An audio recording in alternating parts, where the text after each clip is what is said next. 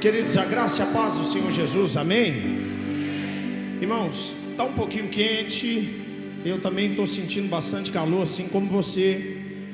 Mas nós saímos da nossa casa hoje com uma expectativa no nosso coração, né, de promover um culto ao nosso Deus e também assim de receber aquilo que Ele tem para nos entregar.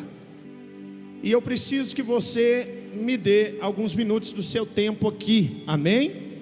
Vou te pedir uma coisa, a primeira coisa delas que eu quero que você faça é não se distraia com nada, por mais que nós, temos vivido por esses dias um tempo que nós temos facilidade de distrair, mas não distraia com nada, fixe os seus olhos aqui em mim, talvez não vai ser a melhor paisagem que você vai ver hoje, e nem na sua vida, mas preste muita atenção que o Espírito de Deus tem algo para falar ao seu coração. Hoje a palavra da qual eu quero ministrar aqui, Ivan, você vai me ajudar. Eu não quero um fundo musical triste, acordes maiores.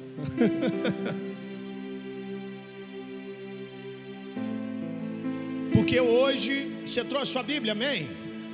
Pega a sua Bíblia comigo. Hoje eu quero explicar algumas das questões das quais nós acreditamos e o porquê fazemos. Eu acho que é notório, costumeiro aqui, vocês me veem dizendo no final dos cultos, fazendo uma chamada, um apelo, um convite para aqueles que desejam aceitar a Jesus como o único e exclusivo Salvador da sua vida. Você já viu isso? Eu fazer isso? Ou então você talvez já foi uma pessoa que veio aqui à frente. E hoje eu quero explicar um pouco do porquê nós temos que tomar certas decisões.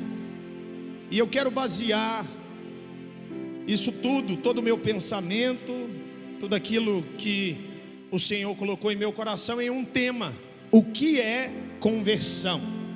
Eu quero repetir esse tema e eu preciso que você também assim, posteriormente, repita: o que é conversão? Caso se alguém fale com ele ou pergunte a ele: o que é conversão? Conversão, a própria palavra dita, Tem alguém que já tirou carteira aqui? Carteira de carro, de moto? Quando você está tirando a carteira, é comum dizer para você: vamos fazer uma conversão à esquerda, ou uma conversão à direita. O certo de aplicar após a pessoa pedir é que você precisa mudar a sua rota. Então a primeira coisa que você precisa compreender é que não há conversão andando na mesma estrada. Não tem como continuar a mesma rua e dizer que você converteu, porque se a própria palavra vai dizer conversão, ou seja, inclinar-se à direita ou à esquerda, virar à direita ou à esquerda, mudar a rota, como eu posso compreender ou aceitar que sou convertido, sendo que percorro o mesmo processo ou o mesmo caminho? Queridos irmãos, hoje vamos refletir sobre um tema que é a base da nossa fé, é a conversão. Uma das questões das quais nós precisamos entender que a conversão, ela procede de uma atitude. A primeira dela é arrependimento. Não se arrepende daquilo que tanto gosta ou que acha que é certo. Não tem como converter sem arrependimento, e não tem como arrepender sem entender que o que você está fazendo é errado, é pecaminoso. Então hoje eu preciso que você caminhe comigo, pois a ideia, a aplicação da qual nós temos para esta noite é essa: que tem muita gente confundindo arrependimento com convencimento. A pessoa está convencida de si que é o caminho certo, mas não enxerga dentro de si, não arrepende das atitudes das quais fez, não inclina-se verdadeiramente ao Senhor, não olha para toda a sua trajetória e vê ela como errado. Ela quer Jesus, quer Deus, quer a salvação, mas não quer o arrependimento e posteriormente a conversão. Muita gente pensa que convertido é apenas ir à igreja, né? Não é assim? Eu sou convertido, eu vou à igreja. Ou então quando você vai conversar com uma pessoa e você diz: você já se converteu? Não, eu amo Jesus. Pera. Quantas pessoas já me indagaram e às vezes dizem assim: não, é uma questão talvez tanto quanto confrontadora do pastor ficar pedindo: vem à frente, você que quer aceitar Jesus. Eu já aceitei aqui da minha cadeira. Eu daqui mesmo, eu sempre aceitei a Jesus. Só que uma coisa que eu preciso que você compreenda é que não tem aceitar a Jesus sem mudança de rota. Se você aceita Jesus, você aceita viver algo que vai além de uma religiosidade ou ir a uma igreja. A Bíblia vai nos mostrar que é muito mais profundo. Preste atenção. A conversão é, primeiro, mudança de rota. Primeiro. Segundo, mudança de mente. Mudança. E terceiro, mudança de fé. Mudança. Então não há conversão sem mudança de rota, mudança de mente e mudança de fé. No máximo você foi convencido. Não, eu acho interessante, legal esse negócio de Jesus, mas eu não vou mudar nem para a direita nem para a esquerda. Jesus me ama como eu sou, e como estou vou continuar, e pronto, acabou. Ou então começamos a dizer frases prontas como: o que importa é o meu coração. Você já foi no velório de alguém? Preste atenção, que a pessoa foi um endemoniado enquanto vida, ou um bandido, ou o que for. Aí no velório está lá, a pessoa vai e fala assim: ai, ele roubou muita gente, ele matou, ele enganou, mas era de um coração tão bom. Porque o que corrobora, o que comprova, não é o que você diz sobre o seu coração, e sim o que ele motiva os seus pés a fazer. Não, minha mãe, ela dá mal resposta em todo mundo, trata todo mundo mal. Não, pastor, mas é o jeito dela, o que importa é o coração, né? Então nós vamos arrancar o coração fora, né? Ficar só com ele, que o resto do corpo está ruim demais. Não tem como dizer que é convertido. Não, olha, fulano de tal é uma pessoa fofoqueira, ruim de paga, compra e não paga. No dia de comprar é aquele negócio, irmão para cá, irmão para lá. Não é assim? Aí no dia que o irmão que vendeu vai ligar e falar: irmão, aquela notinha, nem atende, o telefone ainda fica com raiva. Mas tem uma vida com Deus assim, ninguém pode julgar. O meu particular com Deus. Mudança de rota, mudança de mente e mudança de fé. Se você diz, se eu digo ser convertido, mas a minha caminhada ainda é uma caminhada da qual eu estou frutificando frutos do pecado, eu não estou convertido. No máximo convencido que Jesus é bom. E saber ou crer que Jesus é bom, o diabo também sabe e crê. A Bíblia fala que ele crê e estremece. Isso não te faz melhor do que o adversário, pois crê, ele também crê. Ele sabe quem Jesus é. Mudança de rota, mudança de fé. A conversão não muda apenas o meu destino final, mas muda também o meu caminho diário. Eu vou me converter porque eu quero ser salvo, mas não tem mudança diária. Que evangelho é esse que nós dizemos que aceitamos e que ainda carregamos ele por caminhos dos quais o Senhor não aceita e ainda diz o contrário.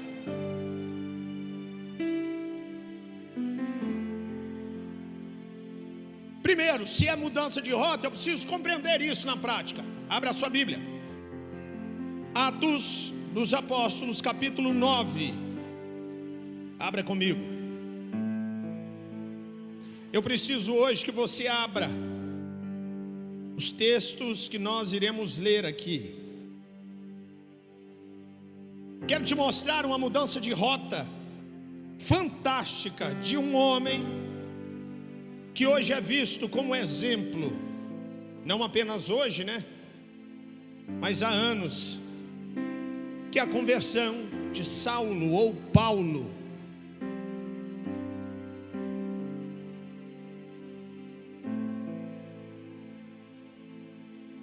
Saulo ou Paulo era um judeu da linhagem dos fariseus, os que comandavam o contexto da lei judaica naquela época. Saulo ainda era jovem quando apoiou o apedrejamento de Estevão. Saulo estava presente no momento em que o jovem Estevão olhou diante do sinédrio e disse todas as palavras com muita sabedoria, um sermão maravilhoso. E a sua sabedoria era tão grande que no sinédrio diziam: de onde vem tamanha sabedoria de um jovem tão novo como este? Ao findar,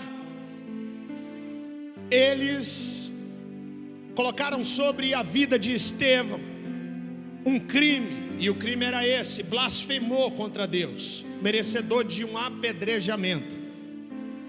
Saulo então, apoiando, consistindo com tudo aquilo, segura as capas. Só que quando uma semente morria, uma árvore germinava.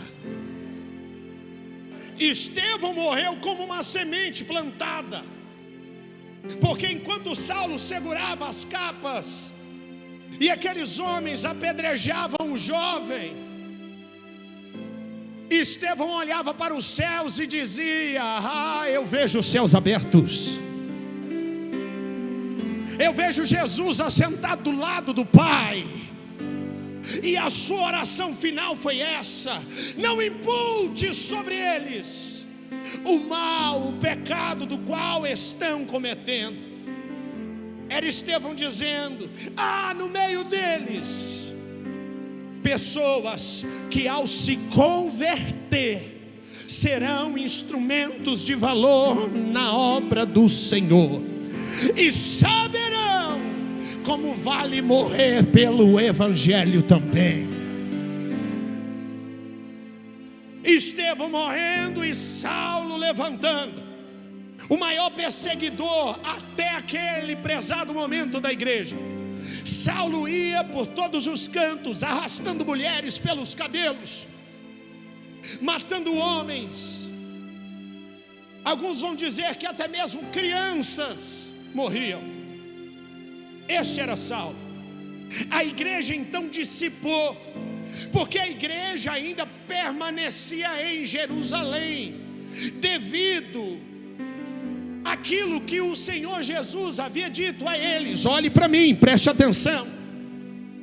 Até que chegou um determinado momento que, quando a igreja espalha, porque a igreja, ela não desanima, ela não desiste, ela não é morta, ela espalha. Mas quando espalha, ela não espalha para fragmentar, ela espalha para multiplicar.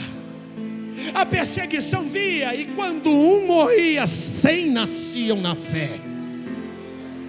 Lá estava Saulo perseguindo, e agora Saulo corre nas autoridades e pede: pelo amor de Deus, precisamos acabar com esse povo que se dizem cristãos. Na época, os cristãos eram conhecidos como os do caminho, e todos diziam isso porque Jesus, em João no capítulo 14, ele vai dizer: eu sou o caminho. E todos esses homens eram vistos como os do caminho. Saulo percorria, pede então documentação. porque Saulo não era apenas um judeu, ele era também cidadão romano. Ao receber estas cartas, ele já tinha um destino. Me pergunte qual? Pergunte qual? O destino era: sairei e vou matar cada um desses homens que dizem ser cristãos. Mostrarei para eles se vale a pena seguir esse tal de Jesus. No meio do caminho, Saulo escuta: Saulo, Saulo, por que me persegues? E ele responde: quem é o Senhor? Sou eu, Jesus, a quem você persegue. Tocou nos meus, toca em mim, Saulo. Mexeu com os meus, mexe comigo, Saulo. Mas agora eu vou te mostrar o que é padecer pelo meu nome. Saulo estava numa caminhada em uma rota de destruição, mas no meio da rota ele encontra com Jesus. A rota de destruição se transforma em rota de conversão.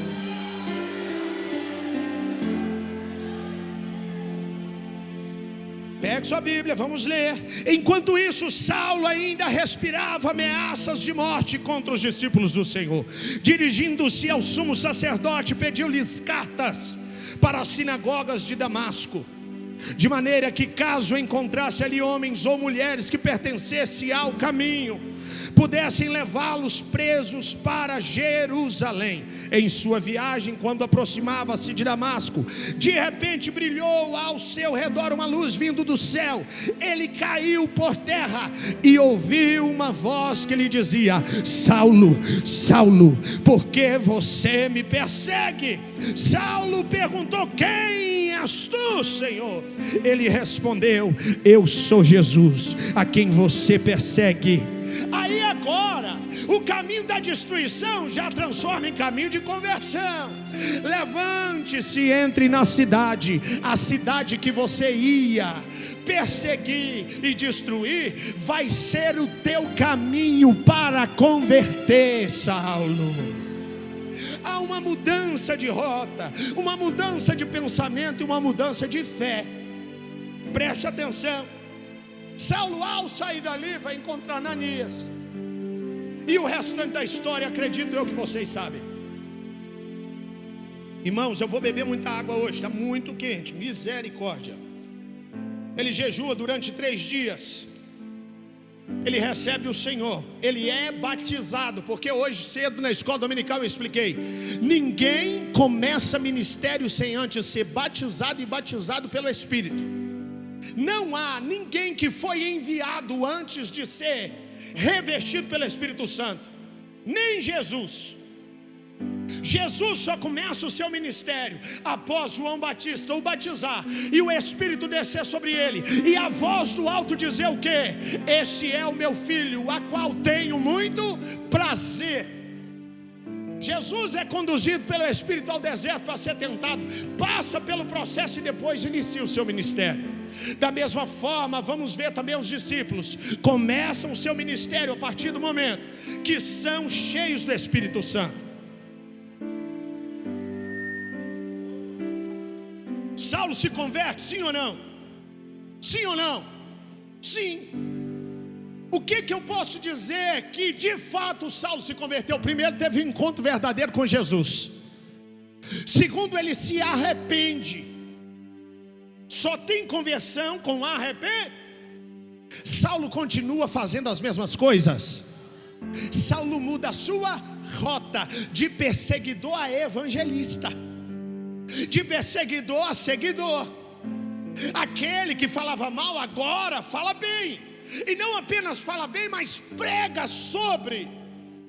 Aquele que antes corria atrás para matar, agora está se entregando em favor desta causa. Saulo estava vivendo isso. Há uma mudança de rota. Escute bem, Saulo ia a Damasco perseguir os cristãos, mas voltou anunciando a Cristo, irmãos. Entenda bem, tem muitas pessoas talvez nessa casa ou na casa deles agora me vendo por esta live, que talvez na sua caminhada falou mal dos crentes, chamou de doido, chamou de pirado, falou que pastor só quer roubar dinheiro. Deixa eu te contar uma história. Na minha casa aconteceu isso, no meio da minha família. Meu falecido avô, pai da minha mãe, conhecido lá na região como seu fio, ou Sofio, era, por incrível que pareça, irmão, vocês vêem minha mãe baixinha e branquinha, mas meu avô era um negrão alto, altão, forte. E ele apontava para uma igreja assembleia, porque lá em Belo Horizonte, as ruas, irmãos, não é retinho igual aqui, é um despenhadeiro assim, ó. Então meu avô apontava para uma igreja assembleia, daquelas bem conservadoras, e dizia lá o bando de ladrão, lá vai o pastor roubar dinheiro dos bestas. E meu avô xingava, amaldiçoava. E deixa eu te contar, até que um belo dia o meu avô se converte na igreja daquele a qual ele chamava de ladrão. Está o meu avô agora frequentando a igreja, dizimando e ofertando na igreja que ele xingava, que ele amaldiçoava. E detalhe, se converteu, tomava a ceia, participava do corpo e foi velado no ambiente o qual ele perseguia. Converteu-se ao Senhor. Talvez você viveu um contexto de história como essa, como de Saulo. Só que o que vai de fato demonstrar que você se converteu é a mudança de rota, de perseguidor a cristão, verdadeiro pregador do evangelho. A conversão é quando Deus interrompe a estrada da perdição e nos coloca no caminho da vida. Eu vou repetir isso. Você precisa dar um glória a Deus, respira fundo aí. A conversão é quando Deus interrompe a estrada da perdição e nos coloca no caminho da vida. Aleluia. Antes da conversão, muitos andavam em caminhos de vício, orgulho, religiosidade vazia. Era o que Saulo vivia. Quando Jesus entra, ele muda o rumo do ódio para o amor, da perdição para a salvação. É isso que o Senhor fez com Saulo e faz conosco, irmãos. Converter, mudar de rota. Deus não muda só a minha rota eterna, muda também o meu trajeto terreno. Não é apenas o fim com Ele, mas os meus pés em uma caminhada santa nessa terra. Aquele que roubava não rouba mais, aquele que mentia não mente mais, aquele que adulterava não adultera mais, aquele que amaldiçoava não amaldiçoa mais, aquele que era inclinado ao vício das drogas, ao vício da pornografia, ao vício do celular, de jogos, enfim. Aquele que não tinha um controle da sua carne, agora, ao contrário, não é mais escravo da sua carne, é escravo de Cristo, porque se tornou servo juntamente com Ele. E da mesma forma que morre com Ele por intermédio da cruz, ressuscitaremos. Se conversão é mudança de rota, eu preciso entender que conversão também é mudança de... Segura na mão de alguém, fala com ele, mudança de mente. Metanoia. Mais uma vez. Talvez alguns vão dizer, eu já ouvi falar de noia. Agora com meta, nunca.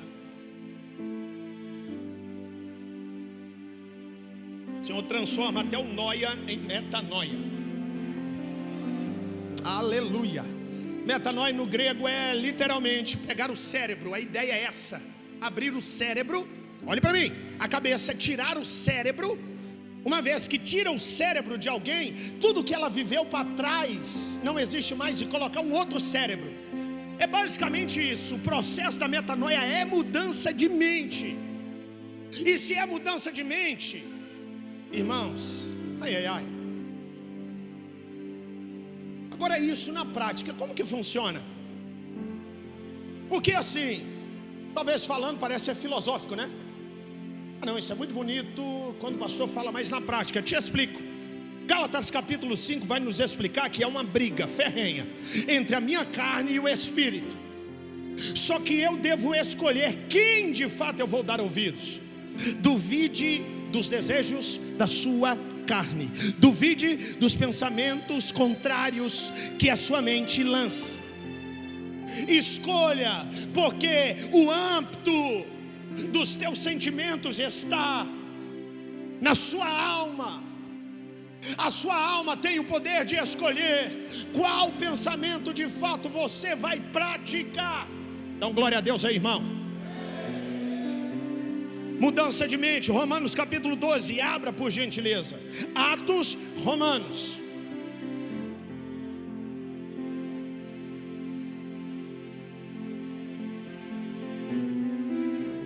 Aleluia. Romanos 12, 2.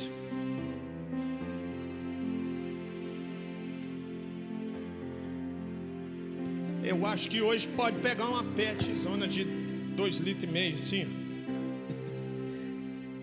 Faz o bebedouro, né? Coloca do lado. Romanos capítulo 12, versos 2. Leia comigo. Não se amoldem ao padrão. O que é moldar? Quando eu quero fazer uma peça, seja ela de cerâmica ou de qualquer outro material, eu preciso de um molde. O molde, ele não quer saber qual material você vai utilizar. O que ele quer é que a partir do momento que o material estiver nele, que aquele material se pareça com o que ele está lançando. Por exemplo, se você quer fazer uma garrafa semelhante a esta, você precisa de um molde. E se você mudar o molde, a garrafa não vai ser semelhante a esta. Se eu preciso do processo de metanoia, mudança de mente, eu preciso entender que o padrão deste mundo não me serve. Amém ou não amém? Amém ou não amém? Conversão, mudança de rota e mudança de... E a primeira coisa que o apóstolo Paulo está dizendo aos romanos é: não se amoldem ao padrão deste, mas transformem-se pela renovação da sua mente, metanoia, mudar a mente, para que sejam capazes de experimentar e comprovar a boa, agradável e vontade de... Vamos fazer um joguinho aqui. Se o texto está dizendo não se amolde ao padrão deste mundo, o problema aqui é um padrão, e não é o padrão celeste, é o padrão do mundo. E uma vez que eu tento seguir o padrão do mundo, dizendo que Deus não importa com isso, ou Deus não importa com aquilo, eu estou querendo reposicionar a palavra do Senhor, para que a minha carne e o meu espírito tente fazer as pazes. Só que uma coisa você precisa compreender: não tem como viver em paz espírito e carne. Eles não vivem em paz. Uma hora vai dar ruim. Tenta. Não, pastor, estou aqui, estou olhando aquelas mulheres passando de roupa curta, mas já orando em espírito. Eu olho, pastor, eu pego o Instagram, de vez em quando parece mulheres de biquíni, mas quando eu vejo, eu dou uma olhada e eu falo: está repreendido esse trem gostoso. Não dá certo, irmãos. Mesmo se é para vocês, mulheres. Aí está lá o homem saradão, né? Está repreendido. Carne e espírito não fazem as pazes. Carne e espírito não andam de mão dada, dizendo: pela estrada fora nós vamos. Vai achar o lobo mau. Carne e espírito é o tempo todo um olhando para a cara do outro e falando: arreia a mão na minha cara, arreia. É os dois brigando o tempo todo. É a mesma coisa de juntar um bolsonarista e um petista. Carne e espírito não conseguem dialogar. Ou bem você escolhe alimentar um ou outro, o padrão do qual você segue. E escute, irmãs e irmãos, uma frasezinha: roupa não define cristianismo. Realmente. Até porque eu conheço, sim, mulheres e homens de terno, de gravata, mulheres de saia no pé, que a língua é maior do que a saia. Mas quem disse que o cristão não sabe se vestir? Porque a roupa diz a intenção, e a intenção vem da mente. Não, eu estou vestindo aqui curto, mostrando quase as nádegas de fora, as pernas, um decote nos seios pulando para fora, mas a minha intenção não é mostrar, não, é esconder. Quem diz que isso me define, define não, irmão. Mudança de mente. E se eu sigo um padrão do qual o Senhor não colocou para mim, como eu posso viver ou experimentar qual é a boa, agradável e perfeita vontade de Deus? A palavra metanoi significa exatamente isso, transformação da mente. Conversão não é só emoção de um culto, mas renovação diária. Eu vi uma vez uma irmã contando que ela gostava de ir, antes de se converter, gostava de ir nas festas e vestia curtinho. Uma irmã, uma pastora, Camila Barros, já ouviu falar? E ela disse que ela foi num culto e ela disse para a mãe dela: eu vou, mas eu já vou com a roupa de ir para a festa depois. E diz ela que foi com toco de saia, aquele negócio, e sentou lá no fundo, irmãos.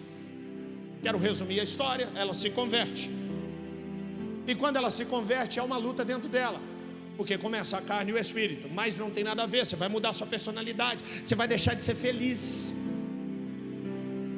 Diz ela que um dia o Espírito Santo de Deus começa a indagar a ela se de fato era isso que ela deveria fazer.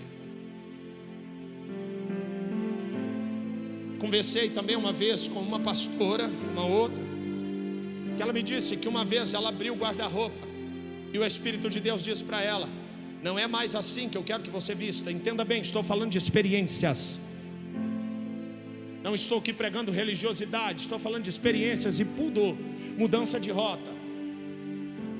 Até porque não é isso que te faz ir para o céu, mas os que vão para o céu sabem como se vestir.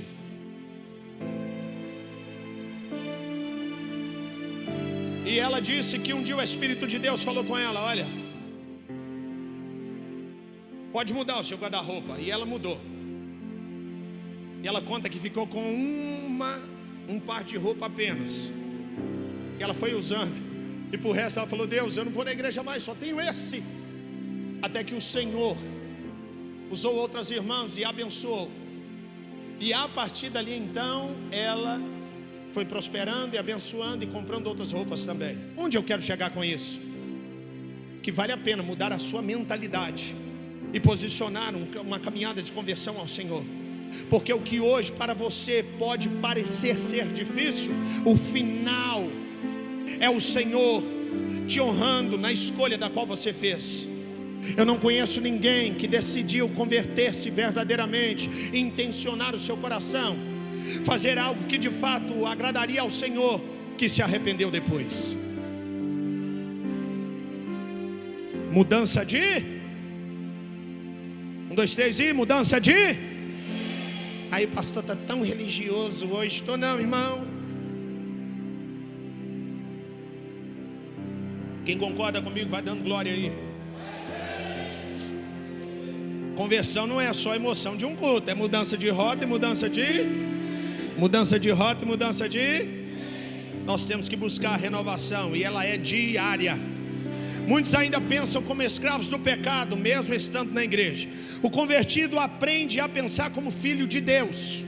Apóstolo Paulo, escrevendo aos Gálatas, ele vai dizer o seguinte: se o filho, ele ainda é imaturo, é menino, não importa se o seu pai é muito rico, não importa se o seu pai tem muitas posses, ele não difere em nada de um escravo, porque a imaturidade, ela rompe aquilo que você poderia acessar, ela te paralisa, porque o imaturo, ele não vai ter acesso na totalidade do que o Senhor tem. E a mudança de mente é justamente compreender a palavra do Senhor como maduros na fé. Quantos aqui são pais? Pai. Quantos aqui são tios? Já viu um menino na vida? Olha se não é assim, olha para mim. Você conhece alguma coisa ou alguém mais egoísta que menino? Menino, ô trenzinho. Aí pastor fala assim, não é tão bonitinho, é bonitinho, mas é egoísta. Na hora que eles estão com fome, eles não estão nem aí se você está ocupado, não é? Não é assim? Ô filho, espera só um pouquinho, eu quero. Meu filho, meu pai precisa ir no banheiro. Não é assim? Menino quer o trem na hora dele, no jeito dele, da forma dele. E ai se não der. Aí o menino é sempre assim. Por quê também? Porque o pai não tem coragem de falar, meu filho, vai lá no fogão, faz a comida para você lá. A gente entende que eles são dependentes de nós, mas eles não sabem esperar. Os imaturos, eles não têm acesso. O que adianta o seu pai ter uma Ferrari se você é imaturo? Se você for imaturo, você não vai ter o poder de dirigir. A mudança de mente te torna maduro e te faz acessar no Senhor. E os maduros, eles não questionam. Sabe o dia que eu vi que eu estava maduro o suficiente? No dia que o meu pai estava me pedindo favores e que eu tinha um orgulho dentro do meu coração de ir servi-lo. Porque quando eu era criança, eu achava um absurdo meu pai ficar me dando ordens. Tudo tem que ser eu. Mas no dia que eu amadureci, eu senti orgulho. Poxa, eu estou resolvendo isso para o meu pai. E eu entendi o porquê que tinha que ser eu. Se você ainda questiona, viu? Os pedidos dos seus pais é porque você ainda não amadureceu. Só a criança que questiona isso aí. Sempre sou eu. Não é assim? Mudança de rota e mudança de... É por isso que eu e você, nós às vezes não acessamos a totalidade do que o Senhor tem. Não vivemos ainda a conversão genuína, não somos maduros na fé. A mente convertida não pergunta, o que eu quero? A mente convertida e madura pergunta, o que Cristo quer? Porque o convertido e maduro, ele entende, a vontade de Cristo é sempre melhor que a minha. Mudança de... Se a minha carne pede, mas Cristo quer o contrário. Mas Cristo não faz nada que eu quero, porque só comigo. É o imaturo. Aí Cristo olha e fala, menino dengoso. Esses não acessam. A conversão está a partir do momento que você entende que a sua mentalidade precisa alinhar com a de Cristo e não necessariamente a de Cristo com a sua. Quando eu vejo uma pessoa que precisa se converter, a primeira frase dela é assim, eu sou uma pessoa muito de fé, pastor, tudo que eu peço Deus, Deus me dá. Aí eu já fico, você está nessa fase ainda? Porque a fase do crente convertido e maduro é assim, pastor, eu sou um homem muito de fé, eu pergunto a Cristo tudo que eu preciso fazer para agradá-lo. Conversa com alguém maduro na fé, você vai ver que ele é diferente. É ou não é? Quando você conversa com ele, ele fala, eu quero fazer a vontade do Senhor. O imaturo é assim, pastor, ora por mim, pastor. Jesus precisa me dar uma resposta hoje.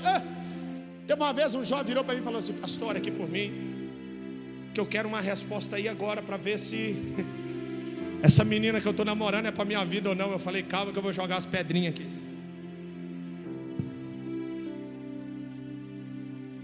Então pega a foto, deixa eu ver, está quente, está frio.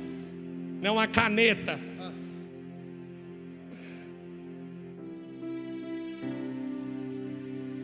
Amadurecer é de suma importância. Porque quando eu começo a entender o processo da conversão genuína, você não vai vendo Paulo depois. Por mais que temos que fazer sim as nossas petições ao Senhor, e isso não tem nada de errado. mas sempre posicionando diante do Senhor e dizendo: se Deus quiser. Porque a Bíblia diz: nunca diga que você vai fazer algo amanhã, mas sempre diga: se Deus quiser, se Deus autorizar. Mudança de rota, e a última parte, a conversão, ela também precisa gerar em nós mudança de fé. 1 Tessalonicenses capítulo 1 verso 9, abre aí, vai lá, dá glória a Deus, irmãos. O que é que você está tocando, meu filho? Ao findar o labor desta vida, eu só não sei o resto. Eu só sei a outra parte. Meu amigo, hoje tu tens a escolha. Quem conhece essa? Vida ou morte, qual vais aceitar? Amanhã.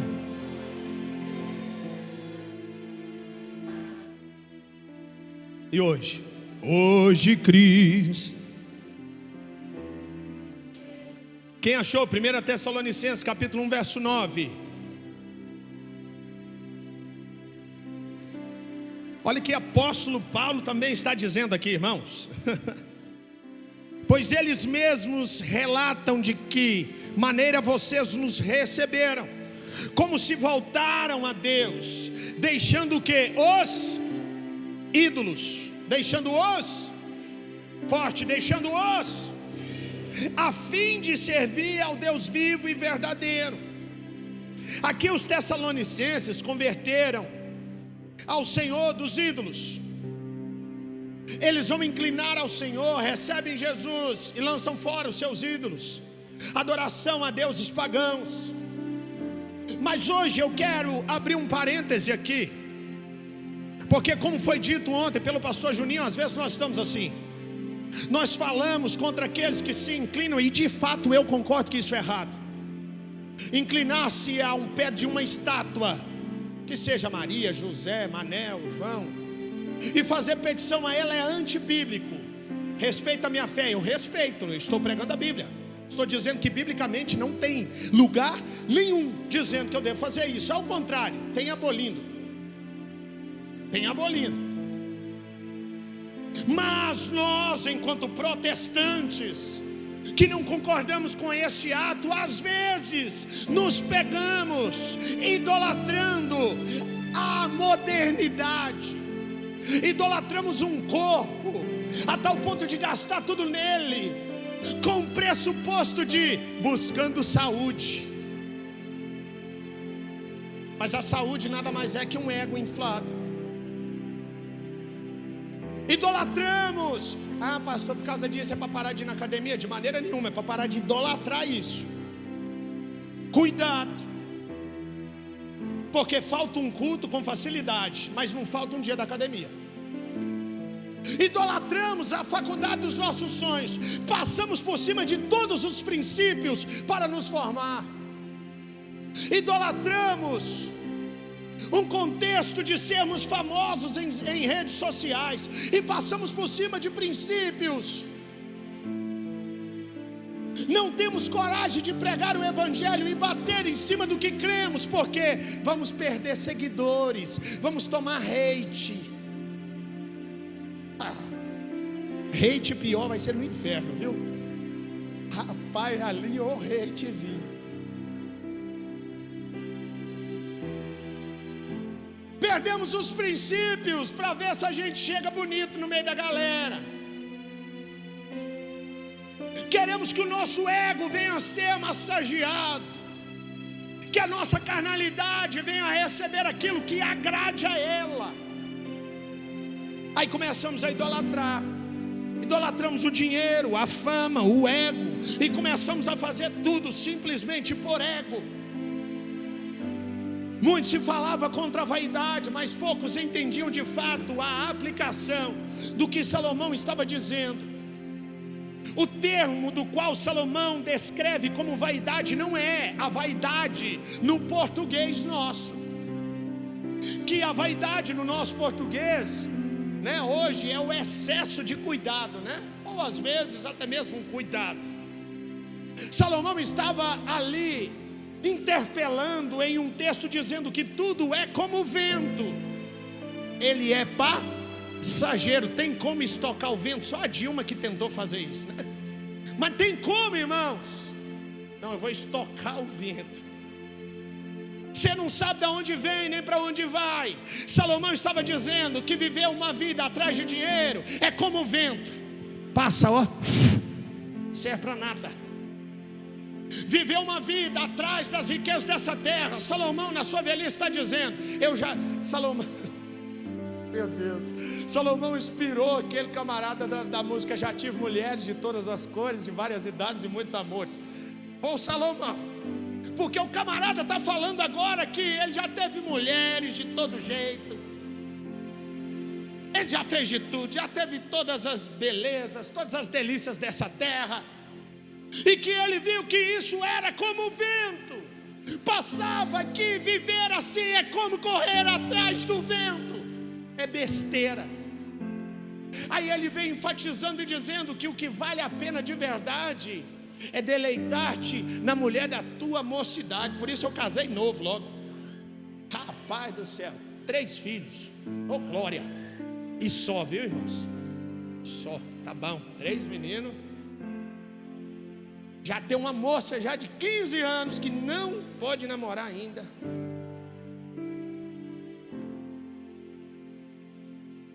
Salomão está dizendo isso. Esse é o aspecto de vaidade. Só que nós temos que tomar cuidado para não utilizarmos erroneamente o texto, mas também por causa da íntegra deste texto dizemos que não é errado e inclinarmos para algo que é errado, e a Bíblia condena, que é a luxúria. Agora, a luxúria é demoníaca, porque além de você querer, o intuito no final não é experimentar, não é ter a experiência, o intuito no final é mostrar. Eu fui um que fiz piada demais contra o tal do moranguinho do amor. Eu perguntei inúmeras vezes aqui se tinha que postar. Se postando, o gosto era diferente, porque não teve um filho de Deus que comeu esse abençoado desse moranguinho sem postar. Ai, vamos agora, galera. Ai, o cabelo tá meio desarrumado. Vamos ver o gosto desse moranguinho. Aí come, meio crocante, meio doce. Olha, gente, recebidos de hoje. Nada conta, viu, Ela? Calma.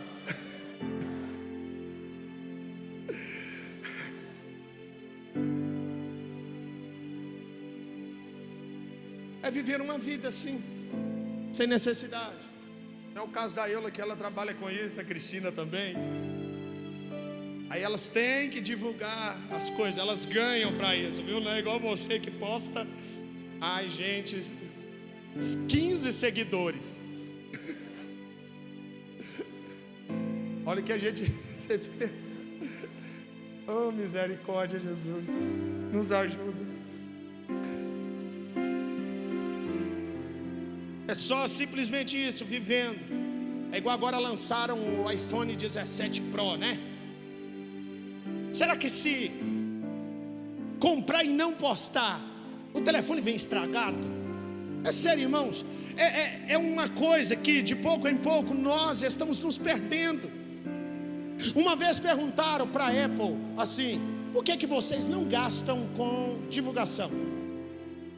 Perguntaram para ela desse jeito, porque elas disseram assim: porque aqueles que compram já fazem a divulgação. Tempos atrás era proibido pegar o celular e colocar uma capinha tampando a maçãzinha. Aí vamos vivendo o contexto, né, irmãos? É errado ter um telefone, um iPad. Não é errado, não estou falando contra ter. De fato o equipamento é muito bom, eu uso. Só que a partir do momento que nós inclinamos a nossa vida, a gente começa a idolatrar um estilo de vida que é mentiroso, porque por detrás das câmeras há um coração vazio.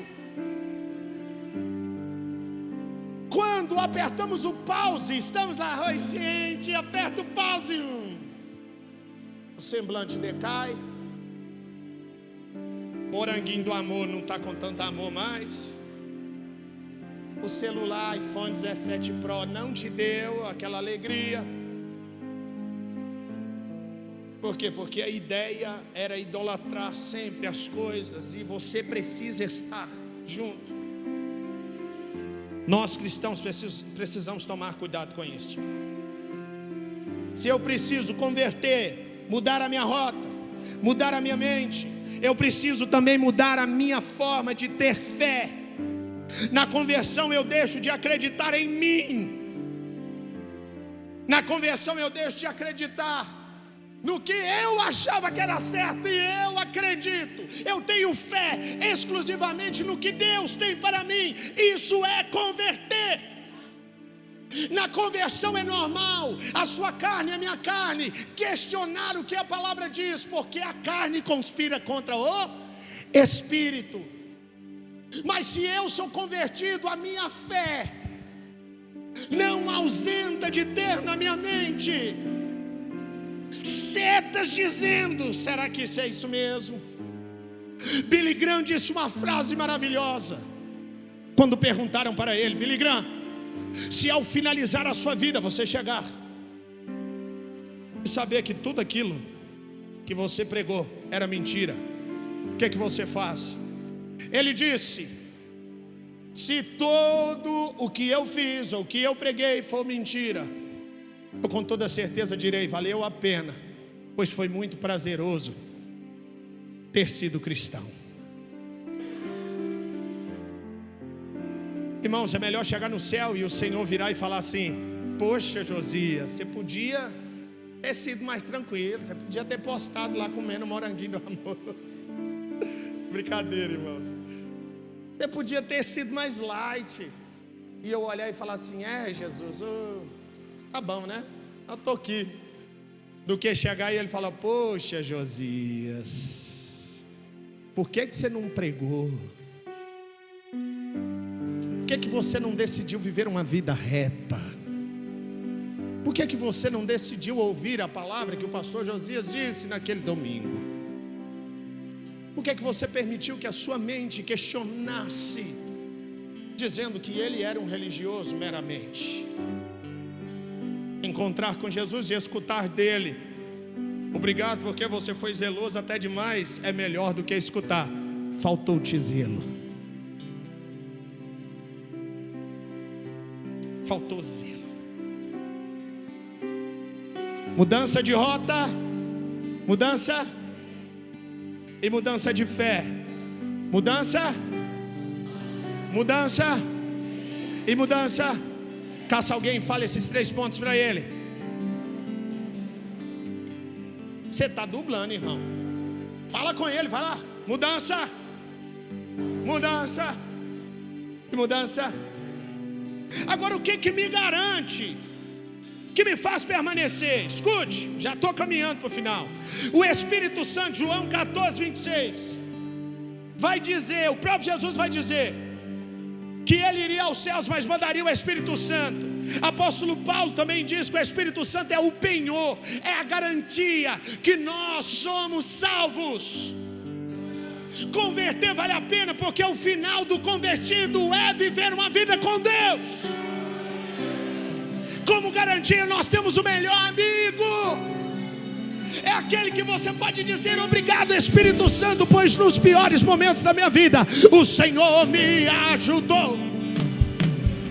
É Ele que nos guia, é Ele que nos consola, e é Ele que nos convence. Deixa eu te contar uma vez. Eu já contei isso algumas vezes. Esses dias eu estava conversando com esse rapaz, o John. Já contei aqui algumas vezes, né? Não aqui, lá. A gente brincava que era John ou é teimoso. Um homem teimoso, misericórdia. E uma vez, irmãos, eu não comecei a mexer com construção aqui. Fui lá na antiga igreja que eu era. E nós estávamos construindo uma igreja, claro que a metade dessa daqui, só que dentro, dava em torno de 9, 10 de largura só. Aqui dessa parede, a essa tem 20. E passamos um conduíte por dentro para chegar a energia do outro lado. E quando eu bati a sonda, quem disse que a sonda saía? Faltava 1 ou 2 dias para o nosso evento de inauguração da igreja. E eu, misericórdia, Jesus. E batendo, e o John junto comigo, vai ter que cortar essa cerâmica. E eu, sai, Espírito do John. E um chegava e falava, vai ter que cortar essa cerâmica. E eu, meu Deus, não. Aí quando todo mundo saiu, que eu já estava bravo, eu dobrei os joelhos, não, eu sentei. Sabe quando você chega na parede, você vai descendo? Eu fiz assim, uma vontade de chorar, né, que dá na gente. Eu falei, Espírito Santo, eu sei que o Senhor está talvez fazendo outras coisas muito mais importantes, mas o Senhor podia me ajudar a passar essa sonda do outro lado. Como é que eu vou cortar essa cerâmica agora? Irmãos, aquilo eu fui sentindo uma alegria. Eu peguei a sonda e bati, e a sonda saiu do outro lado.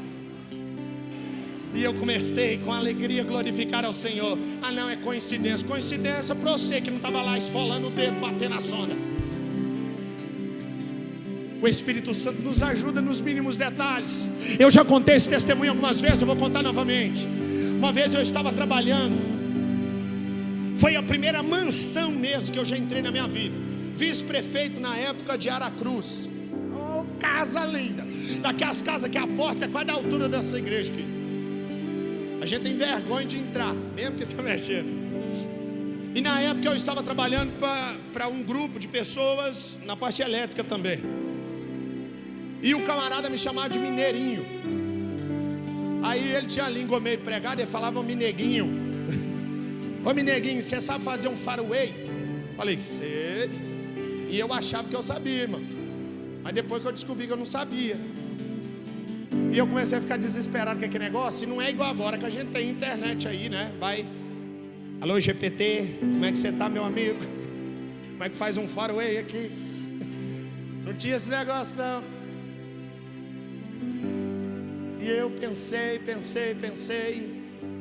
Irmãos, eu fiz uma oração naquele momento. Eu disse, Espírito Santo de Deus, me ajuda. Me dá sabedoria agora para lidar com essa situação. Eu preciso muito da sua sabedoria. Me ajuda. Irmãos, foi como se, igual naqueles desenhos animados, quando liga uma luzinha assim, quando você tem uma ideia, aquilo ocorreu comigo. E eu falei, pera, eu sei fazer sim. E liguei, beleza. Finalizei e fui fechar algumas tomadas com medo do horário e ele chegar. Ele chegou e eu caladinho, fingindo que estava tudo bem. Falei, não vou falar nada. E ele chegou, ligou. Aí ele chegou em mim e falou, Mineguinho, você é bruto mesmo, nem eu sei fazer esse negócio.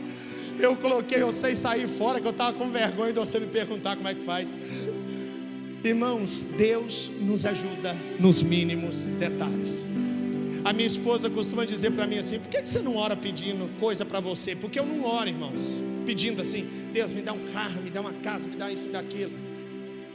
Aí ela fala assim, tudo que você pede para a obra do Senhor, Ele te dá, Ele te responde tão rápido. Tem vezes de eu estar assim e eu falar assim, Deus, eu queria tanto fazer aquele negócio ali na igreja. Aí passa 2 dias depois, a gente está lá fazendo o negócio na igreja. Porque eu entendi, irmãos, que a partir do momento que eu busco primeiramente Ele, as demais coisas me serão a crescer. Ele é meu guia, Ele me consola e Ele me convence. Segunda coisa, nós temos autoridade em Cristo, e isso me garante na rota. Em Lucas capítulo 10, verso 19, Jesus está dizendo que nós expulsaríamos demônios, curaríamos enfermos. Jesus está nos dando esta autoridade, está dizendo para nós, vocês vão conseguir. Então pode permanecer na rota da conversão. Mas está todo mundo indo na contramão, está todo mundo indo para lá. Por que eu tenho que ir para lá? Porque você não segue o padrão deste mundo. Você vive de fato uma vida de convertido ao Senhor. Escute. E nós temos também o privilégio de sermos filhos de Deus. João capítulo 1 verso 12 vai dizer Todos quando o aceitaram, deu-lhes o poder de serem feitos filhos de Deus. Nós temos um Pai soberano. Caminhar nessa rota contrária ao mundo nos faz filhos de Deus. Eu preciso que você entenda que muitos começam, mas se desviam porque tentam viver na força própria. Não tente fazer da sua força própria a sua garantia. Confie no Senhor e aguarde nele.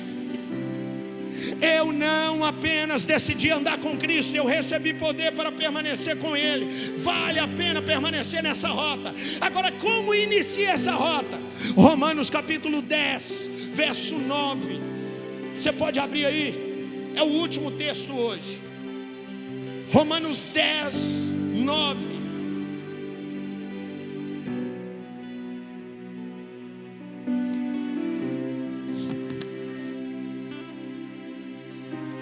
Agora eu quero te explicar o porquê que você, não adianta dizer que tem Jesus já no coração assentado aí. Por que fazemos apelos semelhantes aos que eu faço finais de culto? Biblicamente eu quero te explicar hoje. De fato o início da conversão está em um coração que aceita Jesus, mas numa boca que confessa. Quantos acharam Romanos capítulo 10, verso 9? O texto sagrado vai dizer: se você confessar, se você com a sua que Jesus é o Senhor e crê em seu que Deus o ressuscitou dentre os mortos, será, pois com o coração se crê para a justiça e com a boca se confessa para a salvação. Com o coração se crê para a justiça e com a boca se confessa para a salvação. Está entendendo isso ou não? O coração é onde a fé nasce. A fé nasce nu.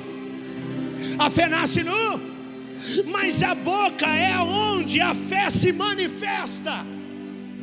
Se no coração a fé nasce, na boca ela e quando eu confesso: Jesus, eu te aceito como o meu único e exclusivo Senhor e Salvador da minha vida.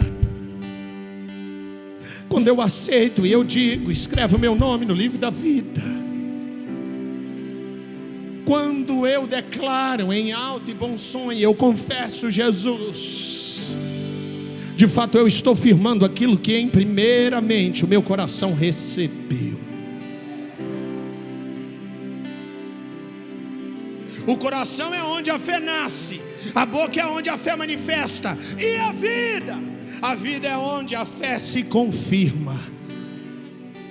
Se o coração nasce, a boca manifesta, é sua forma de viver que vai confirmar se de fato você se converteu. Inicia aqui, dizendo: aquele que quer aceitar Jesus como o único e exclusivo Salvador da sua vida, vem aqui na frente. Você vem. Primeiro você sente no coração: não, eu quero. Aí vem a maioria chorando. É assim ou não é? No dia você se converteu, chorou ou não chorou? A gente chora, né? Aí chorando. Aí sai daqui. O que confirma o que você fez aqui? A sua forma de viver. E o processo da forma de viver é entender o que o apóstolo Paulo escreve aos Gálatas no capítulo 2, verso 20: já estou crucificado com Cristo. E a vida que agora vivo para quem? Para a glória de Deus. Não sou eu mais quem vive, mas Cristo vive em mim. Conversão não é apenas sentir algo, mas crer e confessar. A boca fala o que o coração crê, a vida mostra o que a boca confessa. Eu vou repetir: a boca fala o que o coração crê, e a vida mostra o que a boca confessa. A conversão começa no coração, manifesta na boca e confirma na vida. Como conclusão, conversão é mudança de rota. Não sigo mais o meu caminho. Conversão é mudança de mente. Penso como Cristo. Conversão é mudança de fé. Confio no Senhor. E pela graça, tenho garantia do Espírito, do poder de Cristo e da filiação com Deus. Hoje o que eu quero trazer ao seu coração é isso: que converter-se não é apenas começar bem, é permanecer até o fim, sustentado pelo poder de Deus. Se é mudança de rota, mudança de mente, mudança de fé, você foi convertido? Eu te convido a colocar-se de pé.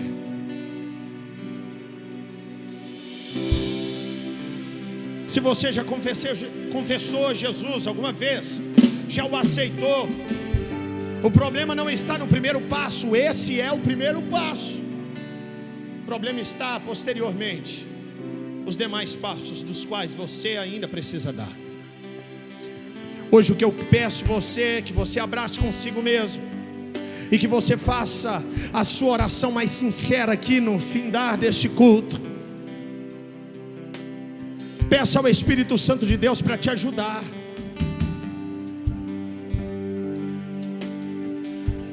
Nós sabemos cantar aquela Espírito Santo, sabe? Você sabe tocar ela? Sabe qual que eu estou falando, né? Ore por mim, sabe? Você vai fazer essa oração agora comigo, irmãos. Não espere eu falar para você repetir, é junto comigo. Eu também vou fazer a minha em particular e você a sua. Feche seus olhos com muita sinceridade agora diante do Senhor. Que Saulo tinha uma certeza que a sua religião era certa, mas entendeu na sua caminhada que precisava mudar a rota, de perseguidor a perseguido, de perseguidor a pregador do Evangelho. O mesmo Saulo, agora conhecido também como Paulo, está pregando, intensificando a necessidade de mudar a forma de pensar. Ele está dizendo que uma vez que você aceita Jesus, a sua mentalidade precisa ser mudada. Se a minha mente, a sua mente ainda estão inclinadas à carnalidade, há um erro na nossa conversão. Se eu ainda estou moldando com os padrões desse mundo, há um padrão bíblico, e que muitos vão dizer que é careta, que é extremista, que é conservadorismo besta, mas que para nós é justiça, é paz, porque o Evangelho para muitos é tolice, para muitos é besteira, para muitos viver o Evangelho é viver uma farsa, é viver uma tristeza, mas para nós é alegria, para nós é honroso. Se a minha mente está sendo mudada por Ele, progressivamente eu tenho modificado a minha forma de pensar, de fato eu estou caminhando uma caminhada de convertido. Eu preciso mudar a minha mente, mas também eu preciso mudar a minha fé, porque antes a minha fé estava apenas na força do meu braço. A Bíblia vai dizer: maldito é o homem que confia na força do seu braço. Alguns vão interpretar esse texto dizendo: maldito é o homem que confia no outro homem, mas não é no outro. É maldito é o homem que confia no homem, ou seja, nele mesmo e na força do seu braço, na força do seu poder. Feche seus olhos, irmãos. Comece a orar ao Senhor aí agora. Se o Espírito de Deus não falou nada contigo até agora, meu Deus, Espírito Santo, enquanto eles estão adorando ao Senhor, eu quero que você ore por mim. faça dessa canção uma oração e peça ao Senhor: preciso me converter, Jesus. Leve até Deus. Até hoje eu fui convencido que Tu és o Filho de Deus, Eu preciso. mas eu não mudei a minha rota. Eu preciso mudar de rota. A minha mente está errada, eu preciso mudar de mente. E a minha fé eu tenho confiado mais na força do meu braço, na minha forma de pensar, do que tanto na Tua palavra. Como garantia, o Senhor me deu o Teu Espírito, e é esse Espírito que estamos cantando hoje. Mas não consigo. Nós confessamos ao Senhor: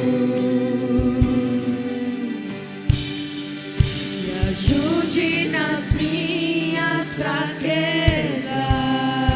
Peça a Ele. Não sei como devo. Talvez você tenha tentado caminhar, mas hoje é o Senhor dizendo para ti: não é com a força do teu braço, é com o meu poder. Interceder por mim. É o poder do Espírito Santo que nos ajuda.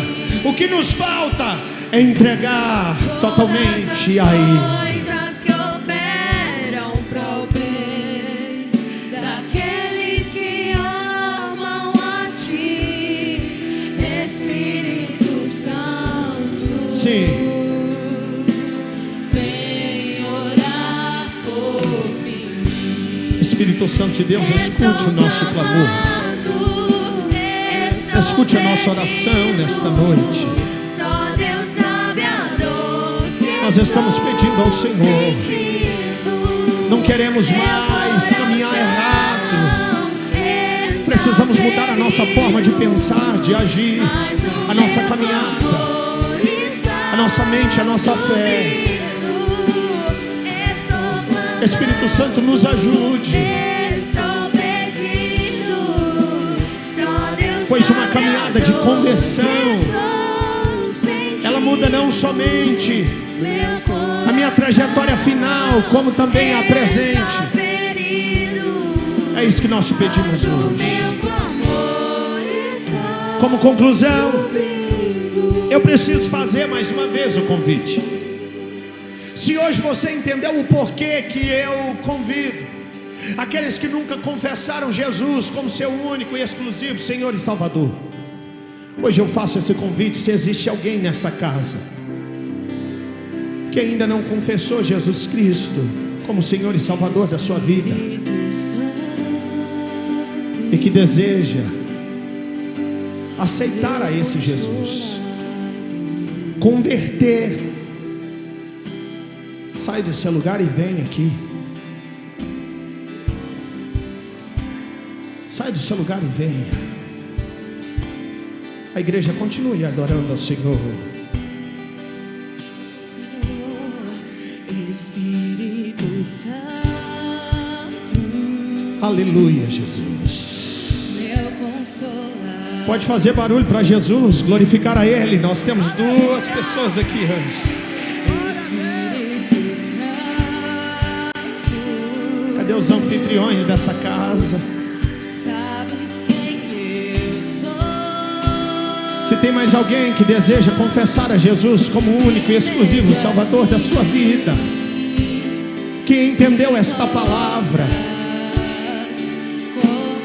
que entendeu o chamado de Cristo nessa noite, E mesmo assim, com o coração se crê para a justiça e com a boca se confessa para a salvação. Tu és santo. Eu hoje convido você ainda. Tu és santo. O Espírito de Deus está falando conosco desde o início deste culto. E outras palavras se faz necessário. Aleluia, Jesus, obrigado. Pra te descrever.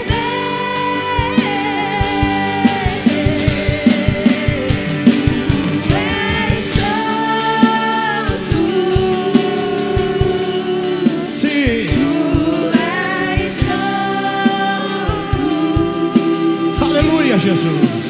Procuro palavras pra te descrever, Espírito Santo. Deixa eu te fazer também um convite especial. A Bíblia vai dizer, e o próprio Cristo estava agora ensinando, contando a parábola do filho pródigo. O filho, a palavra pródigo pode ser interpretada como gastador. É o filho gastador. O filho pede uma parte da sua herança e gasta ela de forma contrária. Deixa eu te explicar o que significa isso. Olhe para mim. Quando nós somos salvos, aprenda isso. Todo mundo aprendendo? Você vai aprender pela primeira vez. Não vou dizer que não está no Google, que deve estar.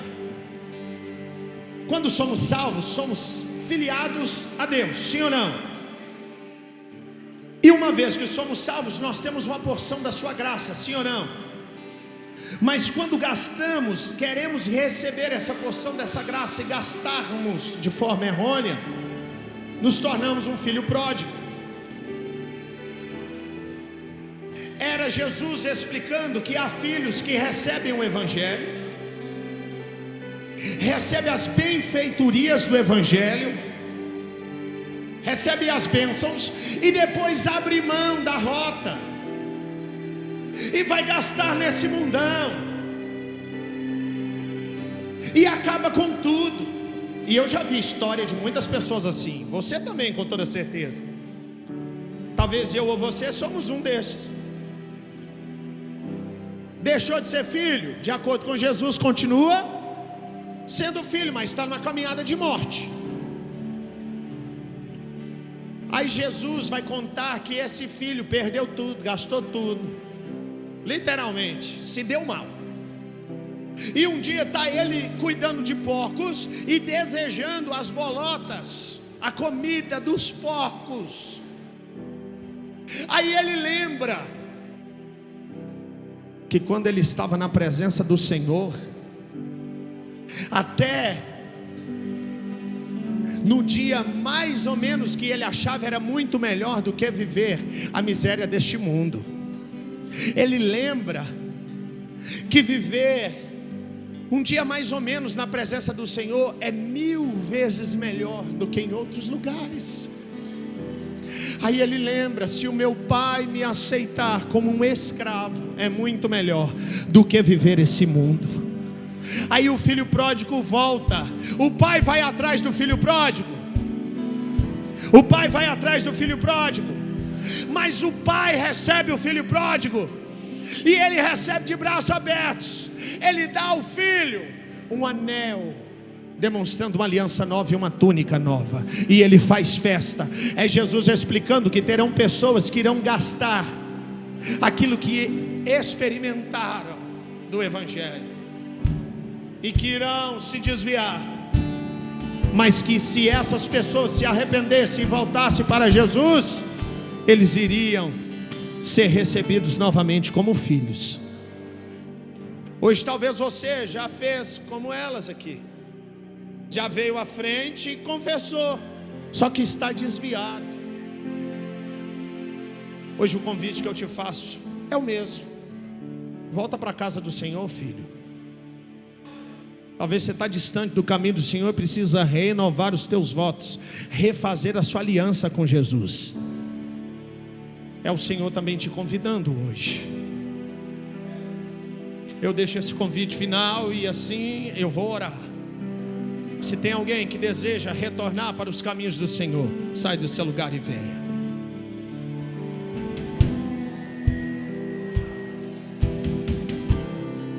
Glória a Deus. Hoje nós temos festa no céu. Aleluia. Temos festa no céu. Aleluia.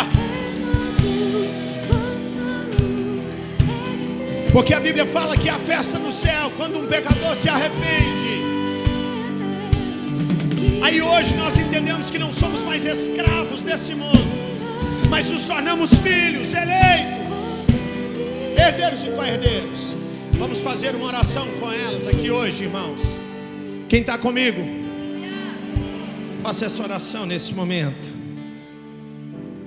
Diga assim: Jesus. Diga forte: Jesus, eu te aceito como meu único e exclusivo Senhor e Salvador da minha vida. Escreve o meu nome no livro da vida, apaga o meu passado e envia-me a pregar o teu Evangelho. Vamos orar nesse momento. Pai, nós te damos graças nesse momento. Damos graças, pois o teu Espírito fez aquilo que nós não conseguimos fazer. Obrigado. Nós recebemos elas com muita alegria nos nossos corações e declaramos hoje, em nome de Jesus, que a caminhada de conversão venha a ser genuína e que em cada passo, meu Pai, não venha se desviar nem para a direita ou para a esquerda, mas que o processo da fé venha a ser contínuo. Em nome de Jesus nós oramos hoje e declaramos com sorte de bênçãos. E ao contrário do irmão do filho pródigo que achou ruim, nós recebemos com festa hoje, com alegria. Vamos lá, IBNT, vamos recebê-los. Eu vou contar até 3 e você vai dizer comigo: seja bem-vindo em nome de Jesus. 1, 2, 3. Seja bem-vindos em nome de Jesus. Obrigado, Jesus.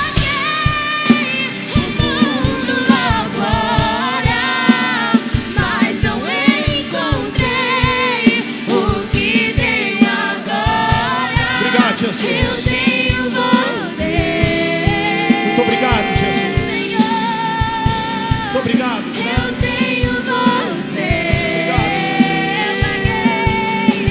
Que nós não somos capazes de fazer o que eu paguei o mundo lá fora, mas não encontrei o que tenho agora.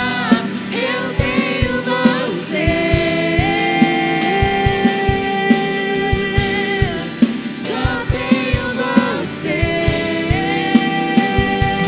Obrigado, Jesus. Só faltava eu perceber.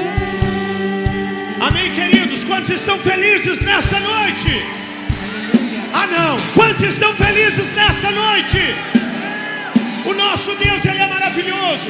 Quantos aqui irão caminhar uma caminhada de convertido? Aleluia. Obrigado, Jesus. Muito obrigado, Jesus. Pode permanecer de pé, eu já vou dar apenas um aviso final. Está chegando o aniversário da igreja, 10 anos, 11 anos de BNT. Dia 1º e dia 2 de novembro, você não pode ficar de fora.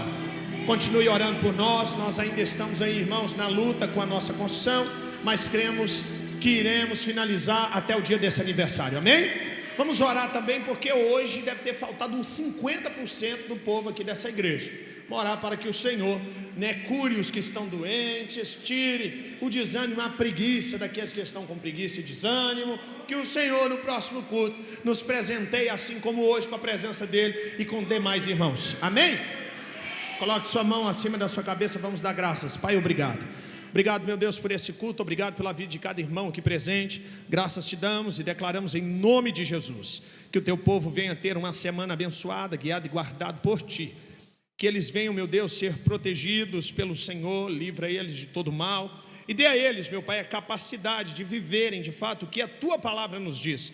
É isso que te damos graças hoje, em nome de Jesus. E agora que a graça de Cristo Jesus, o amor de Deus Pai e as consolações do Espírito Santo estejam sobre todos vocês, não somente hoje, mas para todo sempre. Toda a igreja diga amém.